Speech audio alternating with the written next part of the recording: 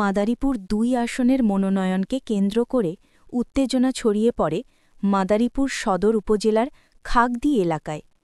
বিকেলে ৮ ডিসেম্বর সোমবার সড়ক অবরোধ কর্মসূচি পালন করেন বিএনপির কেন্দ্রীয় সহশিক্ষা বিষয়ক সম্পাদক এবং ইডেন কলেজের সাবেক ভিপি হেলেন জেরিন খানের সমর্থকেরা।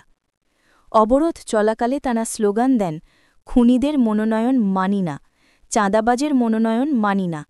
সমর্থকদের অভিযোগ, মাদারীপুর ২ আসনে দলের ঘোষিত মনোনীত প্রার্থীকে তারা মানবেন না।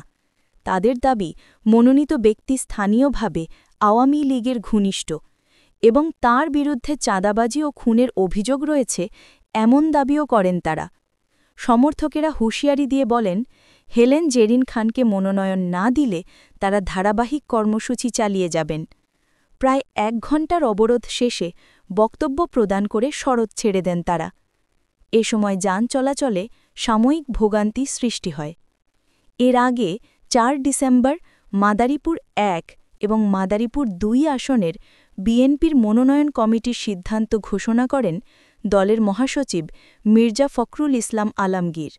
আর সেই ঘোষণার প্রতিবাদেই আজকের এই অবরোধ কর্মসূচি পালন করেন হেলেন জেরিনের সমর্থকেরা। বর্তমানে এলাকায় পরিস্থিতি স্বাভাবিক রয়েছে। মানি না